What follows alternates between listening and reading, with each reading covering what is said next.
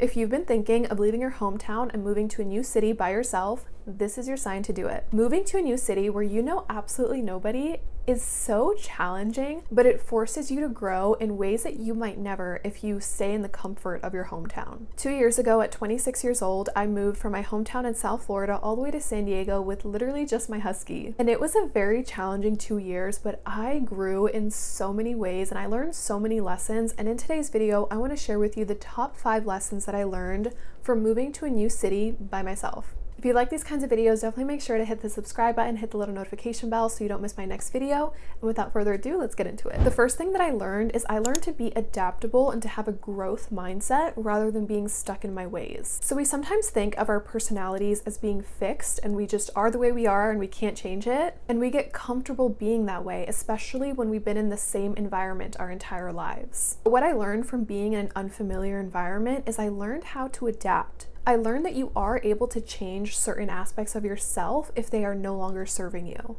And of course, there are certain aspects of your personality that you can't change, or you might not even want to change because you love those parts of you. But the aspects of yourself that are no longer serving you and who you want to become, you have the power to change those things. So I'm going to give you 2 examples. I have always considered myself very shy, very quiet, introverted, even awkward at one point in my life. And I kind of just took on these traits as personality traits, like that's just who I am. But moving to a new city, where literally the only person I knew was my roommate, who's my best friend, I learned that I was not going to make friends if I continued to see myself as this shy, quiet, introverted person. If I wanted to make friends, if I wanted to build community in this new city, I had to put myself out there. I had to overcome my social anxiety. I had to learn how to speak up and talk to people that I didn't know. And what I learned from all of this is that I actually am not shy, quiet, introverted. I learned that I can be that way if I'm around people that I don't really resonate with, or I'm in environments that I just don't really feel like wanting to partake in conversations. But I learned that I can be outgoing, I can be extroverted, I can be super friendly and super out there when I'm in the right environments. Like if I'm surrounded by people who uplift me, who inspire me, who we're talking about, business and personal development and things that I'm really passionate about, I leave those social interactions filled up, like so excited, so inspired, ready to take action on my life. But then there are other instances where I'm hanging around people who aren't really like that. Maybe they don't have big goals, maybe they're gossiping a lot. Those kind of interactions drain my energy. And so what I learned is to just be a little bit more selective with who I surround myself with. Another example is that I was never an outdoorsy person growing up, because if you know South Florida, then you know it is so hot. And I do not do well in extreme heat. Like honestly, being back here has not been fun because of the heat. I really miss San Diego weather. But growing up, I was just kind of always inside. Like I considered myself more of a homebody. I would never go to parks. I would never go to walking trails, anything, nothing like that. I was just always home because it was way too hot being outside. But moving to San Diego, I realized that there is actually an aspect of myself that loves the outdoors. I went on so many hikes, so many walking trails. I was literally at a park almost every single day in San Diego because the weather there is so beautiful. By being in a new environment, I got to know almost like a new side of me. This like outgoing, extroverted, I like being outdoors. These were things that I never identified with. But when you put yourself in a brand new environment and you learn to adapt, you also start to learn new things about yourself and new versions of yourself. And I also learned that we don't need to stick so much to our labels, like the way that we're identifying ourselves. We are so fluid as human beings. We don't constantly need to be putting ourselves in these boxes. I think that's a huge benefit of putting yourself in new environments, is that you start to learn more about yourself and you learn that you can be certain things and that certain environments bring out these versions of you. This also taught me never to use the words, I wish I could be like that, and I could never be like that, or I'm just not that type of person. And instead, what can I do to become that type of person if that's what I desire? Or what environment do I need to be in to allow that version of myself to flourish? The second lesson that I learned is that you have to put yourself out there if you want to make friends. So when I first moved to San Diego, I was working a remote job and I quickly learned that I would not make friends by just sitting at home. Because the only time I left my house was to go walk my dog, go to the grocery store, or go to the gym. Besides that, I wasn't going anywhere else. So I had to intentionally put myself out there to meet people. And kind of going along with the first lesson is I learned how to overcome my social anxiety. And I'm going to be talking all about how to overcome social anxiety in my next video, so definitely make sure to hit the subscribe button. And if you're an introverted girly, if you're a shy girly, if you're quiet and you want to overcome your social anxiety, you're definitely going to want to watch that video. I also learned that making friends is trial and error. You're not going to be best friends with everybody, and that's okay. It's scary putting yourself out there, but it is so rewarding. I feel like the biggest way that I grew by moving to a new city by myself was in my social abilities.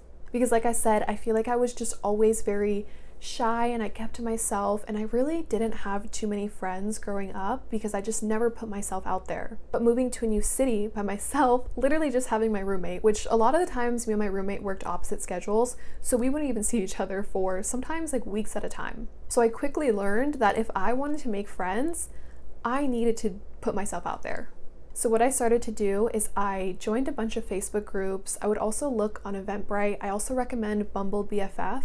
With the internet, there are so many ways to make friends, so there really is no excuse. I'm sorry, there's no excuse. You can go to events. You can look on Facebook groups. Even if you're living in a smaller city, I'm sure there's something near you. And I'm sure there's some type of events, because I actually wasn't living in the heart of San Diego until a year into me living in San Diego. I was actually living in North County. So if you're familiar with San Diego, I was living in Vista. So it was like an hour drive from like downtown. So it did make it a little bit challenging for me to meet people in my area, but I was still able to. So look on Facebook groups, you could type in your city plus whatever it is that you're interested in. So for me, being an entrepreneur, I would type in San Diego entrepreneurs, San Diego female entrepreneurs, San Diego women, San Diego Girly Time. If you're in San Diego, that's a really good group to be in, San Diego Girly Time. And I actually did the same thing when I came back here to Florida, because I'm now in this era of like rebuilding my community out here and making new friends, because a lot of the friends that I had here moved away. So I joined groups on Facebook, like Friendships in South Florida and different things like that. And then also if you type into Eventbrite women, you'll start to see like just a bunch of events come up. So I just recently went to an event that I found on Eventbrite and I loved it. I'm going to another event run by the same woman tomorrow, which I'm really excited about. I think that events are such a great way to meet people, because the people at those events are already going there with the intention of meeting new people, making friends. So especially if you are a little bit more quiet, or it takes you some time to warm up to people, or it's difficult for you to initiate conversations with people, going to these events tailored specifically to either networking or making friendships just makes it so much easier, because also the really good events will have like some type of structure to allow you to make conversations with people, if that makes sense. So they might have like, I don't know, like a question and answer section, or introducing yourself to the group. Like I said, it's definitely scary, it's definitely uncomfortable, but moving to a new city by myself, I really learned the power of community. I learned that I can't just be in my own bubble, that I needed friends, I needed support, I needed people around me to truly thrive. And I think we all do, honestly. I don't think we're meant to just be at home, laying in our beds, scrolling on TikToks all day. Like, that's not life. That is not living. We are meant to be out there experiencing and having these like experiences with other people. That's not to say that you need to go out there and make a million friends. I definitely think quality over quantity, but you don't find that quality until you put yourself out there, and it's like trial and error. It's like dating, you go out there, meet a bunch of people. Some people you vibe with, some people you don't, and that's okay. The third lesson I learned is that adjusting takes time. So I was in San Diego for almost 2 years, and I would say it took me up until the first year to really feel fully settled in, especially because I didn't know too many people out there. So if you move somewhere new, especially by yourself, give yourself time to fully adjust to the new environment. I would say anywhere from like 6 months to a year is a good time frame to like start to feel settled in. So I wanted to share a couple of things that I did to help me adjust to the new environment. The first thing I did is I decorated my apartment right away. I made sure to save a good chunk of money before moving out there because I knew that I was going to have to essentially start from scratch. I drove out there with literally just my Jetta and just basics like clothes, my makeup, things that I obviously wasn't gonna get rid of. But for the most part, I pretty much started brand new. I had to buy a mattress, a bed frame, a dresser, a desk. Thankfully, the roommate that I moved in with, my best friend, she was already living in San Diego, so she had a whole bunch of furniture already. But we still did have to get new things because we wanted like a completely different vibe. And I think this definitely helps you to feel more settled in is when you decorate the place that you're living in and you make it feel more like home. And also something else too is bring like little pieces from your previous home into your new environment. So I didn't do this until I think it was like the first month of me being there, and I just remember feeling like so off. I remember feeling like this is not my home. I don't feel comfortable here. And it's because all of the decorations that I had from this room here, I just like stuffed it into my closet and I was like, I'll decorate it later. So I finally like took everything out of the box and I started putting up all of my decorations from this room that I'm here in now in my apartment in San Diego. And it like very quickly made me feel just so much more like home. Having like pieces of my life here in Florida in my new apartment in San Diego, it just made me feel more settled in. So I did that when I came back here. A lot of the if you see the shelves behind me, a lot of those little decor pieces were from my time in San Diego because I knew that I wanted to feel settled in as quick as I could. And even when I came back here to Florida, I also like completely redecorated this room. I painted the walls, I got new furniture because I just wanted to bring some fresh new energy to my space. And that really helps. Another thing I did to adjust to my new environment is I got ClassPass. So that way I could just test out a bunch of fitness studios, a bunch of gyms until I could find the one that I loved. Because for me, I really do feel my best when I'm working out, when I'm moving my body, when I'm focusing on my health. So I knew that I wanted to get into a routine as quick as possible, and I did the same exact thing when I came back here to Florida. I signed up for a gym within the first week of being here, and I immediately got into like a health and fitness routine. And the last thing I did to adjust is I spent a lot of time exploring the area. So I would go to different parks, restaurants, and really just checking out the area, exploring. And it was just so fun to me. Like, I love being in new environments. I love being in new cities. I love exploring and finding new restaurants, finding new coffee shops, finding cute little parks. That's definitely my favorite part about being in a new city, especially a big city, is like getting to explore, getting to see new things. But even now that I'm back in Florida, I've been wanting to kind of like stay in that mindset of like exploring and like trying new experiences. So even though this is my hometown and I was born and raised here, I know that there are so many pockets of the city that I probably have never seen or explored. So that's something that I'm allowing myself to do, which I'm excited about. The fourth lesson that I learned is I learned that life is not linear. So if you saw my video last week, then you know that I am back in Florida, and I started to feel the desire to come back to Florida about a year into being in San Diego, and honestly, I resisted it for a really long time because I felt like coming back meant that I was a failure or I was taking steps back in life. So I kind of just like shoved that voice down and I just stayed in San Diego. I kept on trying to make it work. And even when I first came back here, if you saw my last video, then you know that a lot of feelings of failure came up for me when I came back here. A lot of feeling like I'm behind and like I took steps back in life. But something that I realized is that this is what life is about. It's about trying new things. It's about experiencing. It's about following your callings. And while yes, I am back, I grew so much in my time in San Diego. I don't regret anything. And just because you have a calling to go somewhere or do something doesn't mean that that is forever. And you have to be okay with evolving and growing and not being so attached to things. And that's a lesson that I had to learn for myself, because I loved San Diego. I really do think it's a beautiful city. I made so many beautiful memories out there, and even though there were a lot of challenging moments for me out there, I learned that I am so resilient and that I can bounce back from setbacks. I learned about what I value in an environment. I loved San Diego because of the weather, because of the people that live there, because of the entrepreneurial environment, health and wellness culture, the food. The food in San Diego is amazing. I definitely gained some weight since living there, but it was so worth it. These are things that I value in my living environment, and I would have never known that if I hadn't lived in San Diego. But something else that I learned is that I don't want to be too far from my family, which is ultimately why I decided to come back. I didn't want to settle in San Diego because I didn't want to be too far from my family forever. I was thinking about this the other day, how much my life has changed throughout my 20s. So in my 20s, I've been in 3 serious relationships. I've lived in 3 different states. I've started multiple businesses.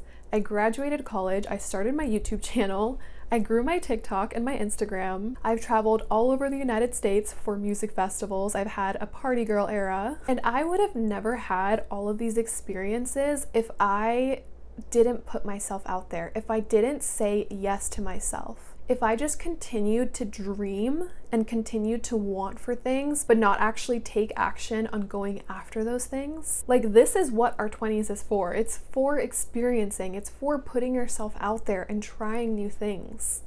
And even if the things that you try don't work, you bounce back. You learn so much from setbacks. I have experienced so many challenging moments in my time in San Diego, but I learned so much from those moments.